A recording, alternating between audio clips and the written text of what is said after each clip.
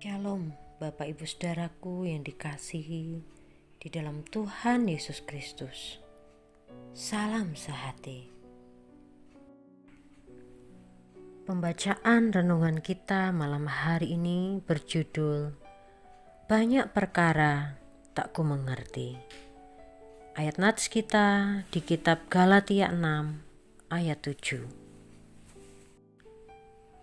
Demikian bunyi firman Tuhan. Jangan sesat, Allah tidak membiarkan dirinya dipermainkan. Karena apa yang ditabur orang, itu juga yang akan dituainya. Setiap kali menyanyikan lagu Allah Peduli, hati saya selalu tergelitik saat melantunkan kata-kata banyak perkara yang tak dapat ku mengerti. Mengapakah harus terjadi di dalam kehidupan ini? Memang harus kita akui, lirik lagu ini sangat menyentuh dan bisa menghanyutkan perasaan kita. Apalagi bila kita sedang menghadapi masalah yang besar atau suatu musibah yang menyedihkan. Lagu ini menjadi satu penghiburan yang besar dan sanggup menenteramkan hati dan pikiran kita. Namun, yang mau saya angkat untuk kita renungkan hari ini adalah apa betul banyak hal yang tidak kita mengerti atau hanya sedikit saja yang tidak kita mengerti? Apa betul kita tidak mengerti?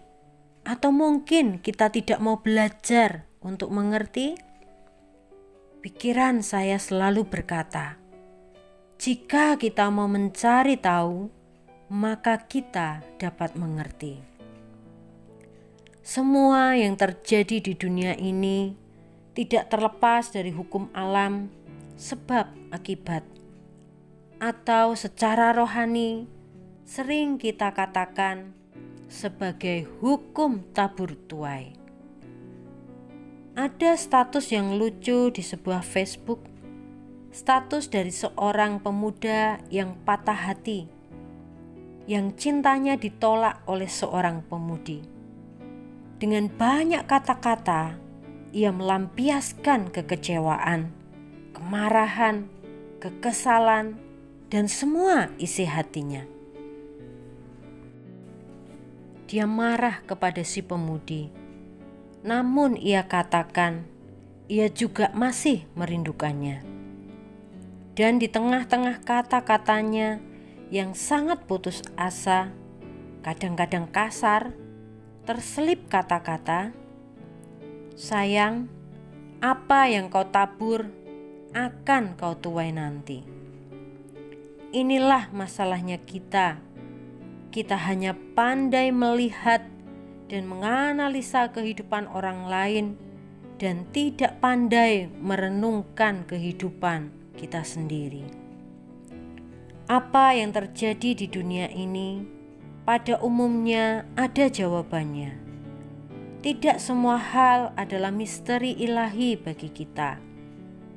Sebagai contoh saja, mungkin ada yang bertanya, mengapa si A meninggal terlalu cepat, padahal ia masih muda? Kita bisa saja menemukan jawabannya jika kita mau jujur dan membuka hati, serta tidak melemparkan semua hal menjadi rencana Tuhan. Ia meninggal pada usia yang muda, mungkin karena sakit, karena ia tidak menjaga kesehatannya. Mungkin ia mengalami kecelakaan karena ia tidak hati-hati.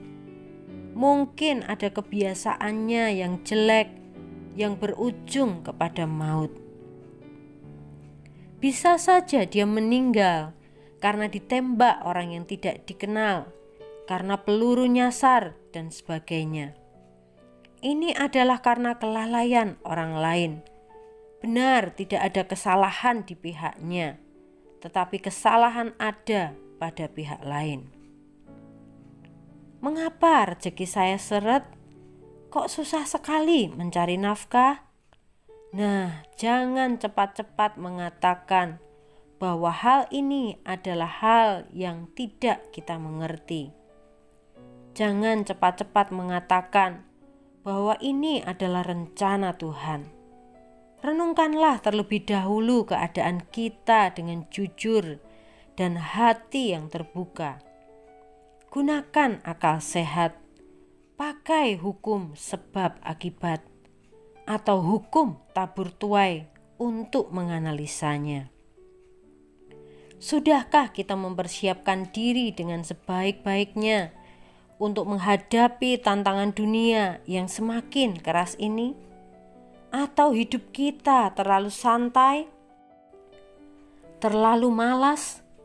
Sudahkah kita kembangkan kreativitas dan berusaha dengan maksimal?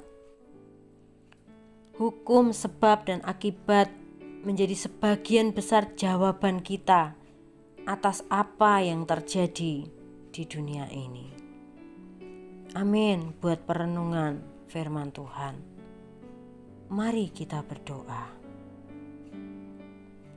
Tuhan, ajarilah kami untuk dapat melihat apa yang kami tabur dahulu, sehingga kami menuai hasilnya sekarang. Tuhan, kami mau memperbaikinya. Bantulah kami Tuhan, mampukanlah kami, supaya dalam hidup kami ini, kami selalu menabur yang baik, menabur semua yang berkenan kepada Tuhan.